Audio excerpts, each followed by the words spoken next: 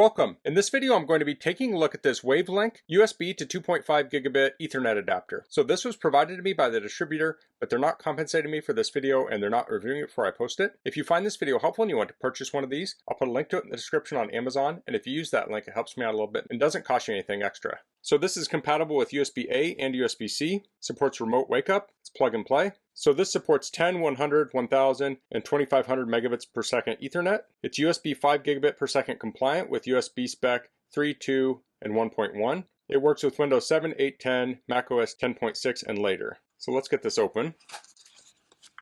So this talks about downloading the driver. Here we have quick start guide. So this is plug and play with Windows, and it also talks about installing it on Mac. So here we have the adapter. So this supports USB Type-C, but it has an adapter for USB Type-A. Now if you're using this with USB Type-C and not A, you could potentially just snip that off. So this has an aluminum enclosure, it looks like, and it has venting on both sides. Here we have the port here. So let me get this plugged into the back of my PC and we'll do some tests with it. Okay, so here I am at the back of my PC. I have a USB 3.1 Gen 2 card. It has a USB Type-C and a USB-A port on it. So I can plug the adapter into one of these ports. I'll go with the USB-C. And then I can plug the Ethernet cable into the card. So this is a Cat6A cable. So here's the PC screen. So it made a chime sound. So I'll look in the settings to see if this is set up. So this says we're connected to the internet. I'll hit properties here.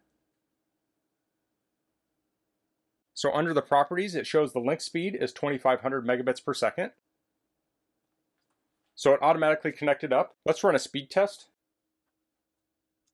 So this is a speed test that I host on my network. So the network card on the PC is connected into a switch that supports 2.5 gigabit. It's connected up with a Cat6A cable. And then I also have a QNAP NAS connected into that same switch. So this speed test is hosted on a QNAP NAS. It has a 2.5 gigabit Ethernet interface. So the PC and the QNAP NAS are both connected up to a 2.5 gigabit switch with Cat6A cables. So let's run the test. Okay, so for our download speed, we got 2367 megabits per second. For upload, we got 2432 megabits per second. So when you do a speed test like this, you can't expect to get exactly 2500 megabits per second. There's overhead and different things in the interface, but this is very close. So this shows we're getting the rated speed for this network adapter. So as I described my setup, an important thing to note is that if you want to get 2.5 gigabit speeds, you need to have 2.5 gigabit or higher enabled hardware from your PC to the device you're connecting to. So if you're fortunate enough to have internet that is 2.5 gigabits per second or faster, then you'll want network hardware that is compatible from your PC to your network router. Now, if you did a speed test on the internet and you're not getting that 2.5 gigabit per second, it could be because the speed test on the internet isn't supporting that speed at that time. So you might try it at a different time or try a different test. But using the openspeedtest software allows me to test the interface on this PC without the variables of the internet. So I know this part of the system is working correctly.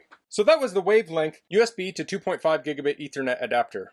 I like that this has USB-A and USB-C interfaces on it, so you can plug this into newer and older hardware. It has a nice aluminum design with vents on the side to keep it from getting hot. And this supports everything from 10 megabit to 2.5 gigabit Ethernet. So this is a great adapter to use on your older and your more recent equipment. Now, if you're having trouble getting full speed on this, make sure you have your Wi-Fi disconnected or any other network interfaces. Make sure you're using the correct cable. So you'll want to use a Cat6A cable, and make sure every link in the chain between your PC and the device you're connecting to supports 2.5 gigabit or higher network speeds. So that's all I'm going to cover in this video. If you have any questions, please leave them in the comments. If you like this video, please click like. If you haven't subscribed to my channel, I'd appreciate if you could do that. And thanks for watching. Until next time, goodbye.